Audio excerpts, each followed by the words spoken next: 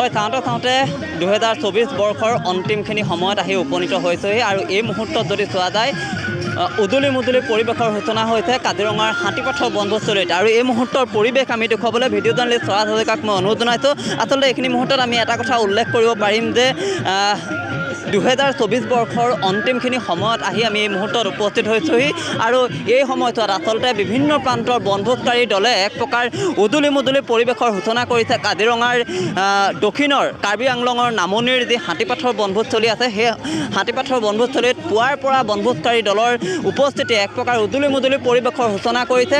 আচলতে সকলোৱে ব্যস্ততাপূৰ্ণ সময়, সকলোৰে ব্যস্ততাপূৰ্ণ জীৱন, তাৰ মাজতে এটা দিন নিজক লৈ তেওঁলোক বিলীন হৈ পৰিছে।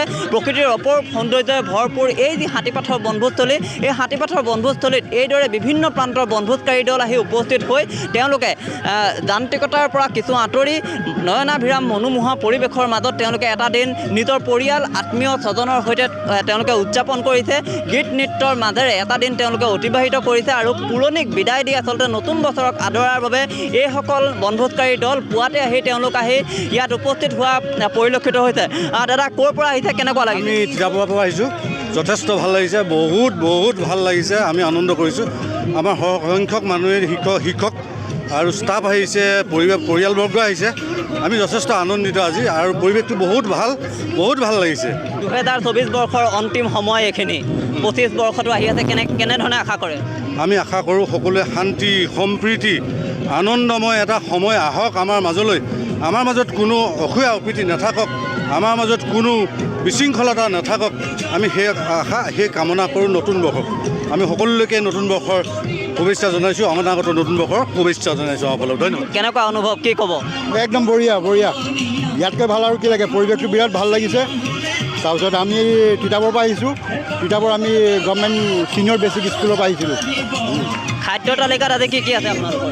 আমাৰ আজি আছিলে মাংস, মাছ, হাঁহৰ মাংস, মাছ। আমি তিতাবৰ অভ্যসন উচ্চ বুনিয়াদী বিদ্যালয়ৰ পৰা আহিছোঁ। আমি নতুন বছৰক আদৰিবৰ কাৰণে, বছৰটোৰ শেষৰ কাৰণে আমি এটা আনন্দমুখৰ উৎসৱত এটা পিকনিক খাইছোঁ, সেয়ে আমি আনন্দ কৰিছোঁ আৰু মই পুনৰ পৰিৱেশটো দেখুৱাইছোঁ। আচলতে এটা দিন তেওঁলোকে কি বৃদ্ধৰ পৰা ধৰি সকলো আচলতে কনিষ্ঠলৈকে সকলোৱে তেওঁলোকে উদযাপন কৰিছে। বাইদেউ কেনেকুৱা অনুভৱ? পূৰা নাচি আছে? ভাল লাগিছে, বহুত ভাল লাগিছে। আমি ইয়াত বনভোজ খাবলৈ আহিছোঁ সুদূৰ তিতাবৰৰ পৰা। আমাৰ নথৈ আনন্দিত হৈছোঁ ইয়াত আহি আৰু গোটেই গ্ৰুপখিনিয়ে মিলি আমি ইয়াত বহুত এনজয় কৰিছোঁ, ভাল লাগিছে, বহুত ভাল লাগিছে। তাৰমানে কেনেকুৱা লাগিছে বাইদেউ, কেনেকুৱা লাগিছে? মজা লাগিছে। শেষৰ সময়খিনি এইখিনি আহি পাইছোঁহি, নতুন বছৰক লৈ কেনেকুৱা আশা? নতুন বছৰক লৈতো আমি সদায় আশাবাদী, এবাৰো সেই তাকে বিচাৰিছোঁ। কেনেকুৱা, কি অনুভৱ কৰিব? বহুত ভাল লাগিছে। আজি আমি আমাৰ স্কুলৰ হৈ আহিছোঁ সকলো, বহুত ভাল লাগিছে। আৰু নতুন বছৰত এটাই আশা, সুখ শান্তি থাকক, কোনো ধৰণৰ মহামাৰী নাহক, আগৰ দৰে কৰোণা ভাইৰাছৰ দৰে। কি ক'ব বাইদেউ? নাই, চবকে সকলোকে নতুন বছৰ শুভেচ্ছা থাকিল আৰু খুব ভাল লাগিছে আজি ইয়াত আহি, মানে আৰু মই পুনৰ পৰিৱেশটো দেখুৱাইছে। আচলতে সকলো এক প্ৰকাৰ বিলীন হৈ পৰিছে। এটা দিন তেওঁলোকে সকলোৱে উদযাপন কৰা পৰিলক্ষিত হৈছে।